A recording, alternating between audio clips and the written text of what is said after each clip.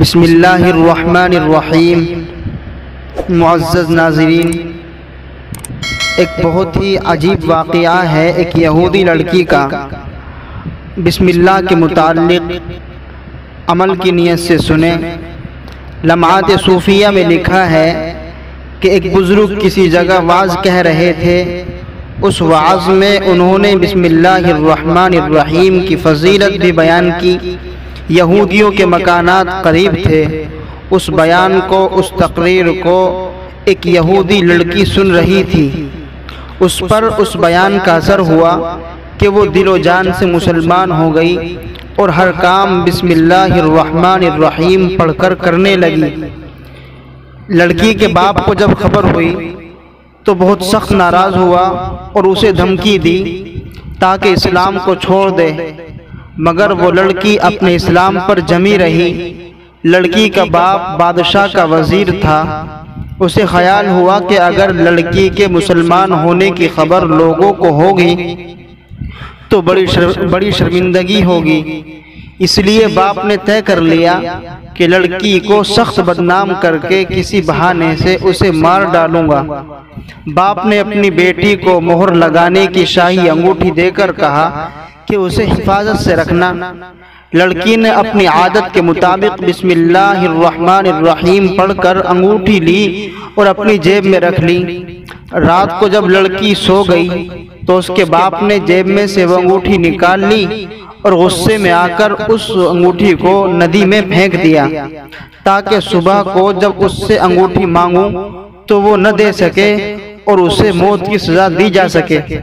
اللہ کی شان، صبح کو ایک مچھیرا مچھلیوں کا شکار کر کے بیچنے والا ایک مچھلی لے کر وزیر کے پاس حاضر ہوا۔ اس سے کہا کہ آپ کے واسطے یہ مچھلی ہدیے میں لایا ہوں۔ وزیر خوش ہو کر اسے مچھلی کو گھر لایا اور اس کو کاٹنے کے لیے لڑکی کو دیا، اور لڑکی نے مچھلی لی اور بسم اللہ پڑھ کر اسے کاٹنے اور صاف کرنے بیٹھی۔ جیسے ہی مچھلی کو کاٹا اس کے پیٹ میں سے وہ انگوٹھی نکل آئی۔ لڑکی انگوٹھی دیکھ کر حیران و پریشان ہوئی اور اپنے جیب میں ہاتھ ڈال کر دیکھا تو انگوٹھی غائب تھی۔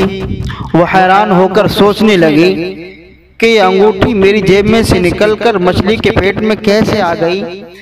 پھر فوراً بسم اللہ الرحمن الرحیم پڑھ کر انگوٹھی جیب میں رکھ لی اور مچھلی پکانے میں مشغول ہو گئی اور جلد ہی تیار کر کے اسے باپ کے سامنے رکھ دیا۔